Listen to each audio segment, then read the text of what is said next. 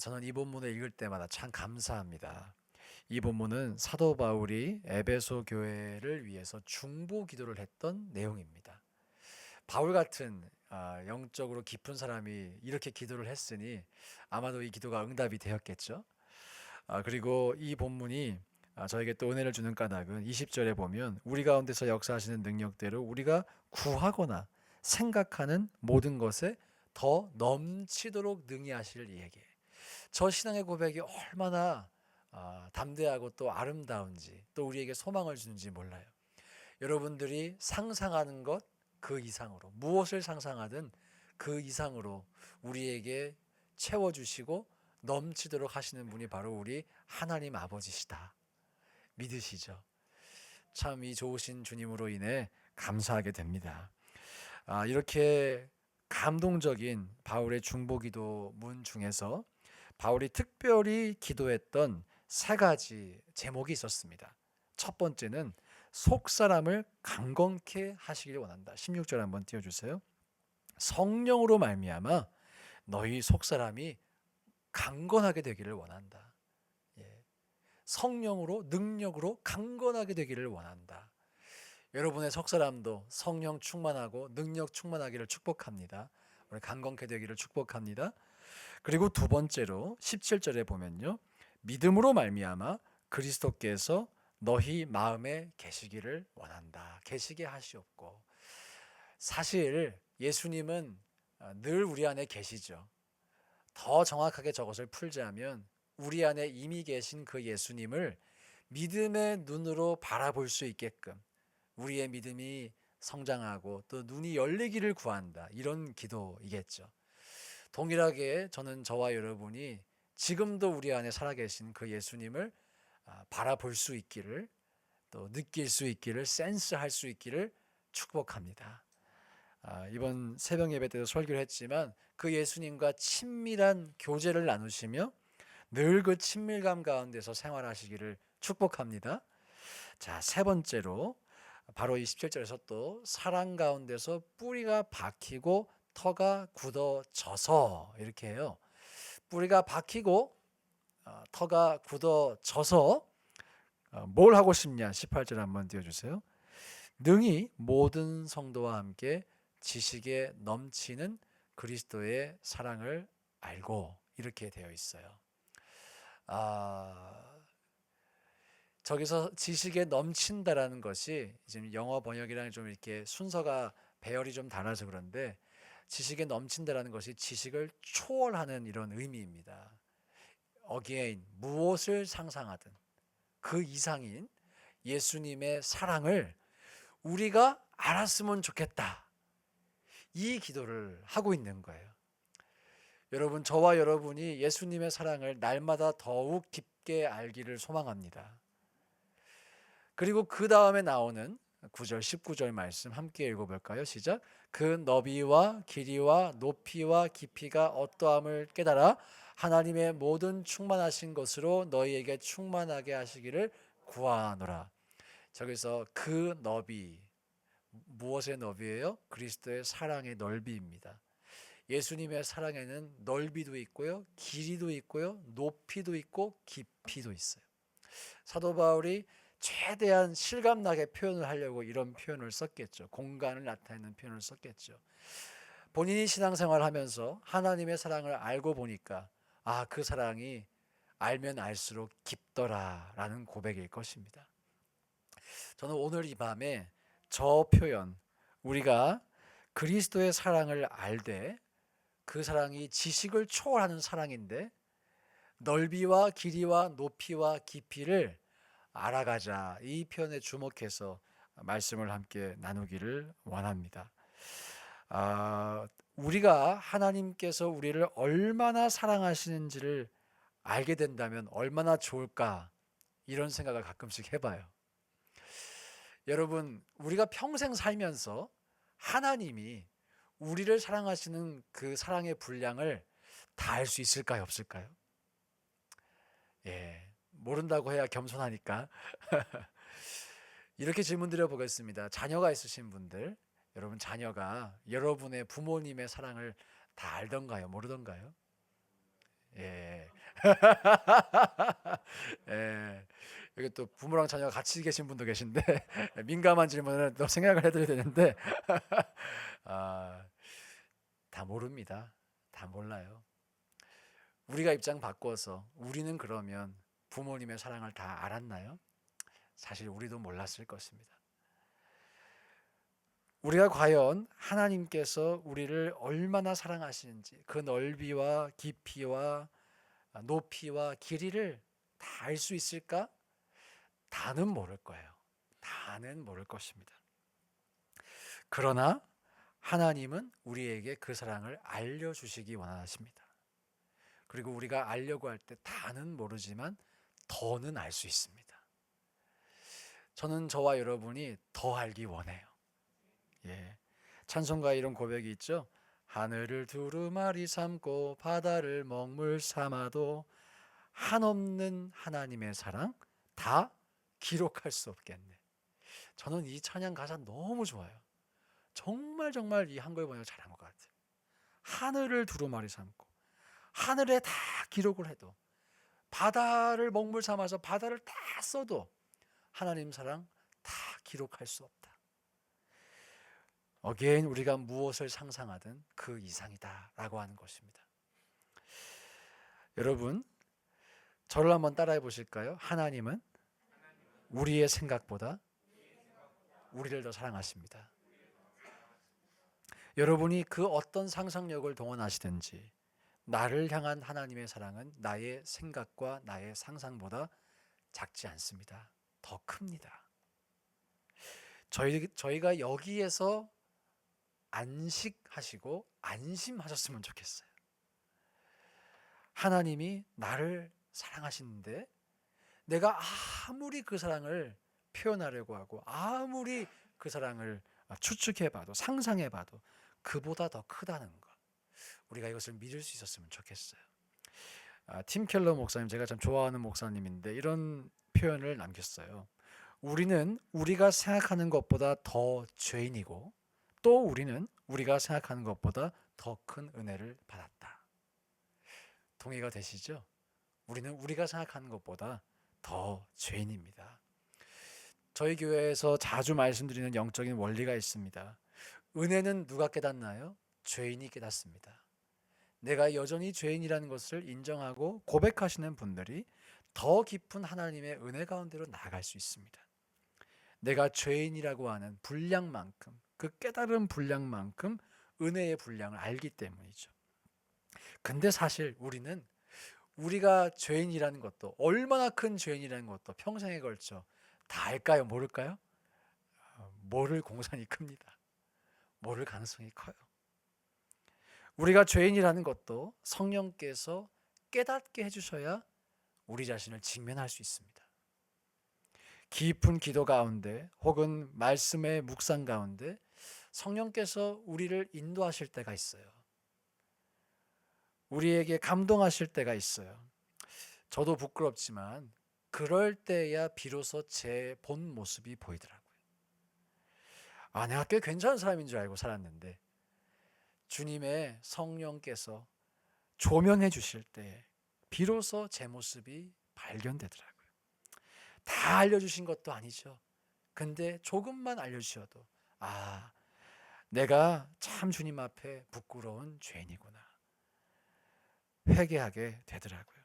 이 사람의 눈이 안으로 달려있지 않고 밖으로 달려있어서 자기 자신의 모습을 돌아보기보다는 다른 사람을 보는 경우가 많은 것 같아요. 어쩌면 그래서 예수님께서 네 안에 있는 들보를 보라고 말씀하신 것이겠죠. 저와 여러분은 우리가 생각하는 것보다 사실은 더 큰 죄인입니다. 그러나 그 죄인에게 하나님의 은혜가 임했다라는 것, 우리가 생각하는 것보다 더 크고 더 놀랍고 더 아름다운 은혜가 임했다라는 것, 이것을 기억하셨으면 좋겠어요. 내가 죄인이라는 사실과 하나님의 은혜가 나에게 임했다라는 것, 저와 여러분이 평생 잊지 않고 기억하시길 축복합니다. 그래서 하늘을 두루마리 삼고 바다를 먹물 삼아서 한없는 하나님의 사랑, 우리도 한번 표현해 보다가 깨달았으면 좋겠어요. 아, 표현이 진짜 안 되네. 다 표현하고 싶은데 이게 진짜 안 되네. 이만큼 하나님의 사랑이 크구나. 저는 우리가 그 자리까지, 그 사랑의 깊이와 넓이를 알기를 소망합니다. 간절히 소망합니다. 제가 좋아하는 비유가 있어요. 맥스 루케이도 목사님이 소개하신 비유인데요. 이분은 샌안토니오 텍사스에서 태어나셔서 평생 텍사스 촌놈으로 사시다가 캘리포니아 바다, 애너하임 바다에 가서 처음으로 파도를 본 거예요. 파도가 확 몰려오는 거를 텍사스에서는 볼 일이 없었겠죠. 처음으로 그 파도를 보고 본인을 이제 데려왔던 삼촌에게 질문했어요. 삼촌, 저 파도가 혹시 내일 다시 와도 치나요? 밤 되면 안 치는 거 아니에요? 그 삼촌이 내일 다시 와도 칠 거야. 그러면 혹시 일주일 뒤에 다시 와도 치나요? 일주일 뒤에도 다시 당연히 파도가 있지. 한 달 뒤에는요? 한 달 뒤에도 파도가 칠 거야. 1년 뒤에는요? 1년 뒤에도 파도는 칠 거야. 10년? 100년? 그때 이 맥스 루케이도 그 당시 어린아이였죠. 10대 소년. 바닷물에 확 뛰어들어가 보고 모래사장에서 모래를 막 몸에 묻혀다가 또 바닷물에 들어가니까 파도가 와서 퍽 하고 모래를 씻겨가더라. 그런 경험을 바탕으로 나중에 이분이 목회자가 되셔서 하나님의 은혜를 파도에 비유하셨습니다. 우리가 백사장에서 놀다가 아무리 진흙이 묻고 아무리 모래가 묻어도 바닷물 속에 들어가면 다시 한번 파도가 퍽 하고 모든 진흙을 씻겨내는 가는 것처럼 우리의 인생 가운데 우리가 아무리 넘어지고 쓰러지고 또 죄짓고 또 부끄러워도 하나님의 은혜는 1년 뒤에 10년 뒤에 100년 뒤에 여전히 밀려오는 파도와 같아서 우리의 죄를 퍽 하고 씻겨내려간다. 여러분, 우리가 이러한 은혜를 받은 줄 믿습니다. 받은 줄 믿습니다. 이 은혜의 분량, 내가 평생을 소비해도 다 소비할 수가 없대요. 마음껏 헤엄치고 안심하고 기뻐하고 풍족하게 누릴 수 있대요. 믿으시길 축복합니다. 여러분에게 이런 넉넉함이 있기를 축복합니다. 자, 그러니까 이제 마음 놓고 죄 지으세요가 아니죠. 예, 우리가 as long as 하나님 뜻대로 살기로 노력하다가 넘어질 수도 있죠. 그때 여러분이 어떤 마음을 가지는가입니다. 아니야, 하나님은 나를 사랑하신다고 하셨지, 내가 더 이상 이렇게 낙심하고 스스로 자책할 필요 없어. 다시 일어나 주의 길을 걸어가자 라고 마음을 먹어야지. 나는 역시 안 돼. 나는 역시 소망이 없나 봐. 예, 그거는 마귀가 기뻐하는 일이에요. 여러분, 우리 가운데 정말 정확한 은혜에 대한 이해, 인식, 그리고 하나님의 은혜를 입은 자로서의 담대함이 있기를 축원드립니다. 그리고 이런 은혜의 통로가 우리가 서로에게 이런 은혜의 통로가 되어 줄 수 있기를 또한 축복합니다. 저는 저희 아내에게 되게 고마운 게 있어요. 예. 사모님 민망할 것 같으면 나가셔도 괜찮아요. 저희가 이제 교제를 할 때 그때만 해도 남자친구 여자친구죠. 같이 이제 기도실 가서 기도하고 신학생들끼리 만났으니까 거룩하게 교제를 하려고 노력을 많이 했어요. 기도하고 또 하나님 은혜를 나누고 그런 이제 만나면 데이트하면 뭐 좋은 것도 먹고 마시지만 그런 은혜를 항상 나누었습니다. 근데 하루는 제가 기도를 하는데 저의 죄를 고백하라는 그런 감동이 드는 거예요. 이거 어떻게 해야 돼 이거.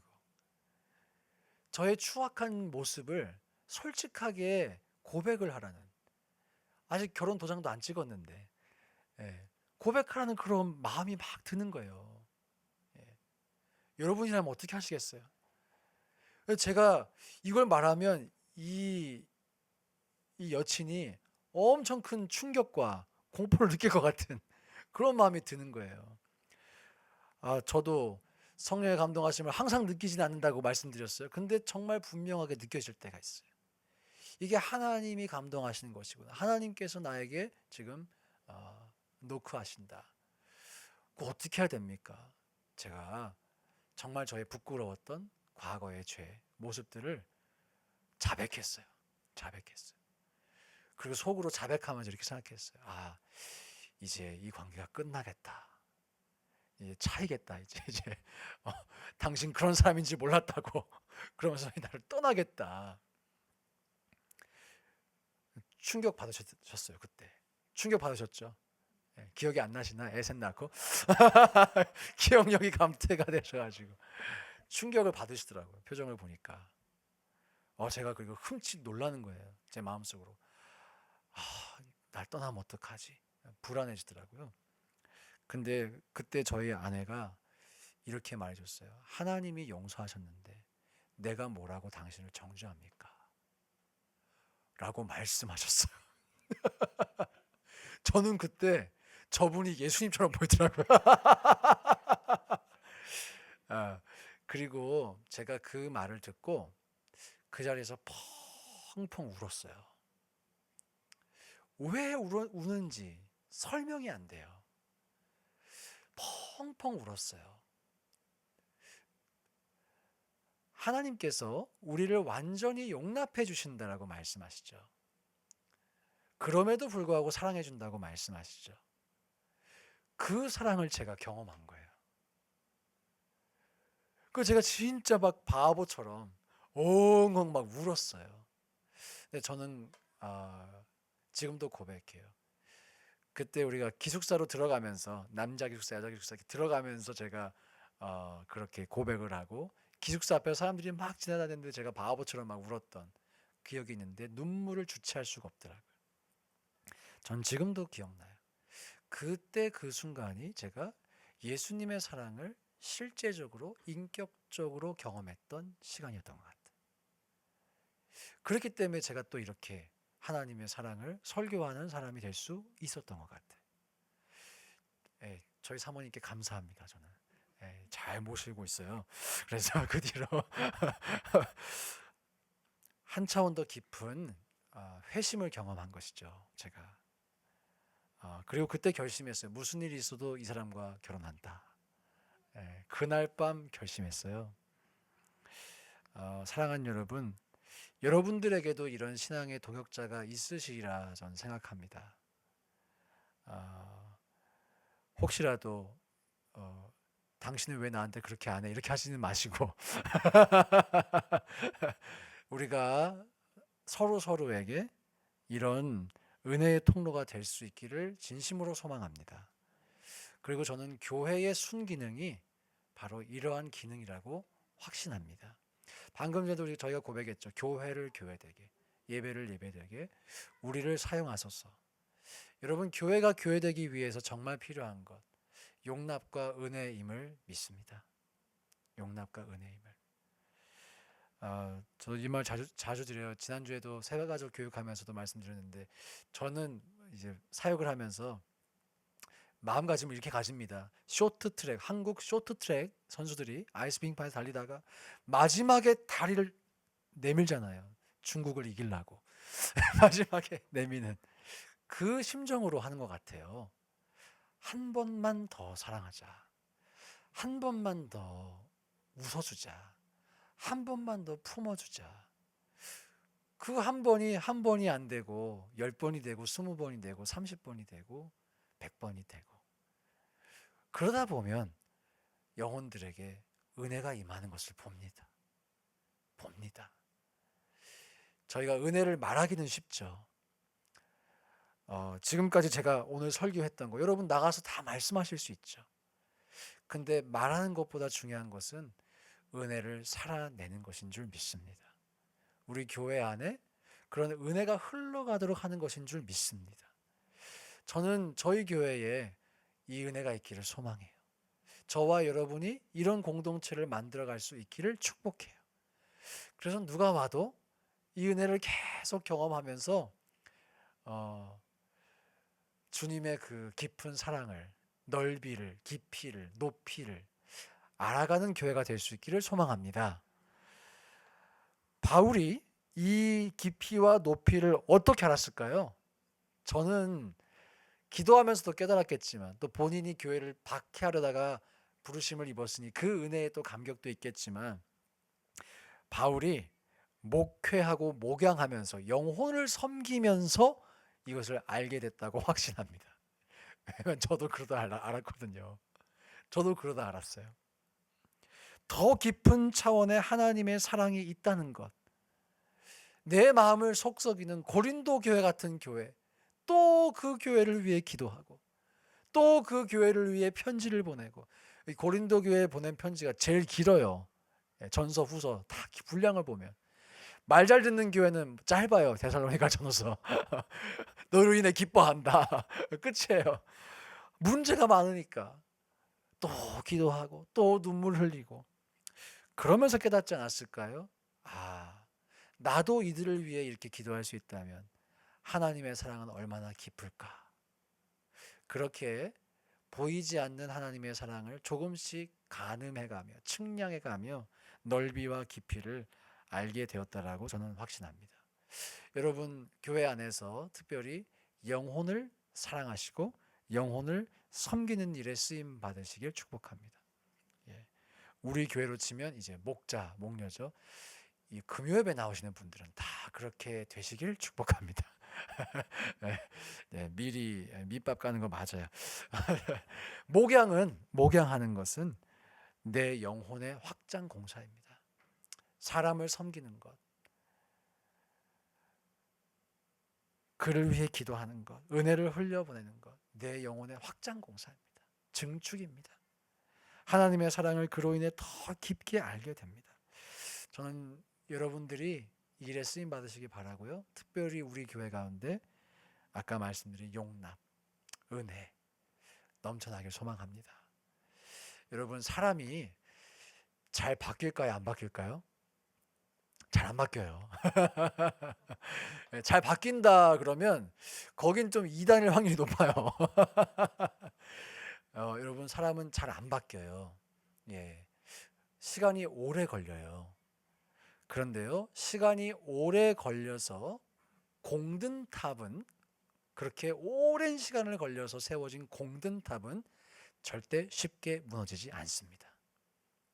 전 여기에 비밀이 있다고 생각해요.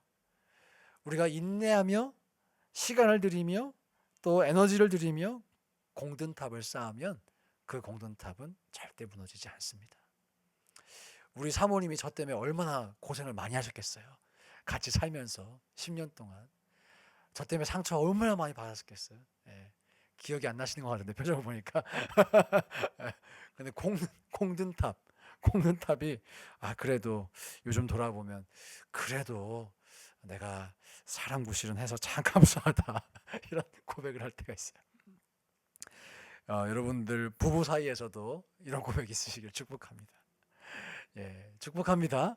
네, 그리고 우리가 사람은 잘 변하지 않지만 그 변하지 않는 사람을 원래 잘 안 변하는 거니까 느긋하게 기다려주고 느긋하게 사랑해주는 곳이 교회입니다. 야, 저 사람은 1년 전에도 저러더니 왜 아직까지 저러는 거야? 그게 당연한 거예요. 당연히 그렇죠. 안 변하는데 사람이. 그냥 당연하게 여기세요.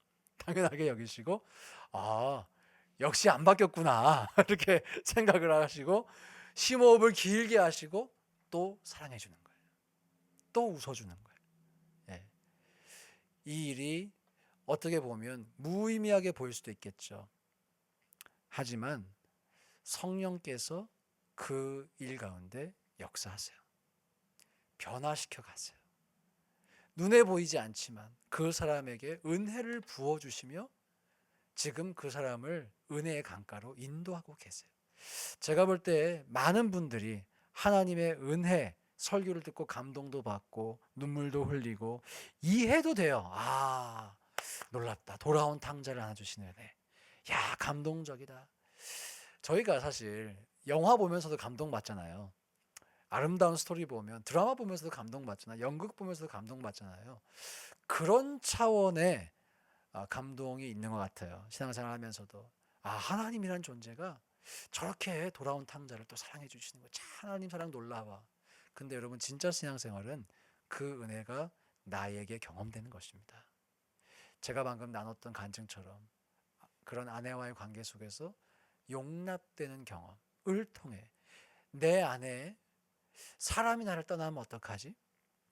내 부족한 모습을 보고 사람이 나를 멀리하면 어떡하지? 저에게 그런 두려움이 있었던 것 같아요. 그래서 완벽주의가 되려고 하고 관계에 중독이 되고, 제가 이전에는 그랬어요. 근데 지금은 자유해요. 자유해요. 하나님의 은혜가 저를 여러 가지 속박에서 자유하게 해줬어요. 여러분, 그저 연극 보고 감동받는 정도의 수준이 아니라 우리 모두가 예수 그리스도의 은혜를 실제적으로 붙잡고 만져보고 경험해보고 마셔보고 체험할 수 있기를 간절히 축복합니다. 그리고 그 일을 위해서 우리가 서로에게 은혜의 통로가 되시기를 주의 이름으로 축복합니다. 두 번째 한번 따라해 보실까요? 하나님은 우리의 생각보다 우리와 더 가까이 계신다. 믿으세요? 여러분, 하나님이 항상 보이지 않죠? 네. 아니, 주님 어떻게 내 삶에 이런 일 허락하세요? 이런 생각 드시지 않으세요? 그런 생각 들 때도 있죠. 뭐 교통사고가 난다거나 갑자기 경찰이 나를 따라온다거나 뭐 예상하지도 않게 유틸리티 빌이 막 전기가 막 누전돼서 막 많이 나온다거나 예상하지 못한 일들이 있잖아요. 또 너무 바쁜 일들이 있잖아요. 그러면서 우리가 하나님의 존재가 보이지 않을 때 있습니다. 잡히지 않을 때 있습니다. 또 우리 가운데 고난을 통과하고 계신 분들 계시죠. 그 가운데 주님을 찾아도 불러도 대답이 없고 나타나지 않으실 때가 있을 수 있어요. 그러나 꼭 기억하십시오. 내 눈에 보이지 않는다고 주님이 안 계신 것이 아닙니다. 내가 가장 고난을 통과하고 있을 때, 가장 고통받고 있을 때 하나님은 나와 가장 가까이 계십니다. 꼭 기억하시기 바랍니다. 그때는 신기하게 안 보여요. 신기하게 잘 안 보여요. 그러나 주님은 우리와 늘 함께 하세요. 내 손을 놓지 않으세요. 붙잡고 계세요. 나의 작은 신음에도 응답하십니다. 저는 우리 모두가 이 믿음 가질 수 있기를 원해요. 내가 잊어버린 기도도 주님은 기억하시더라고요. 들으시고 잊지 않으시더라고요. 좀 유치하게 들리실 수도 있겠지만 저는 중고등학교 때 나이키 신발을 정말 사고 싶었어요.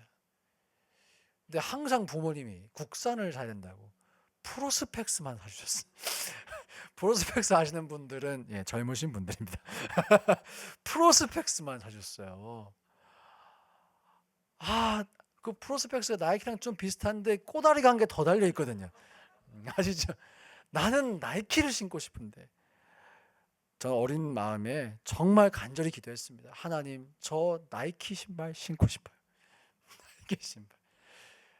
제가 그 기도 노트 같은 거를 적어 놓을 때가 있고 합니다. 뭐 예전에, 요즘은 SNS도 있죠. 예전에 썼던 것이 이렇게 날짜가 되면 내가 뭐 10년 전에 썼던 기도 제목 이렇게 뜰 때가 있거든요. 최근에 생각해 보니까 제가 중학교, 고등학교 때 나이키 신발 너무너무 사고 싶어 했구나. 그런 생각을 들었어요. 여러분, 지금 많이 신고 다닙니다.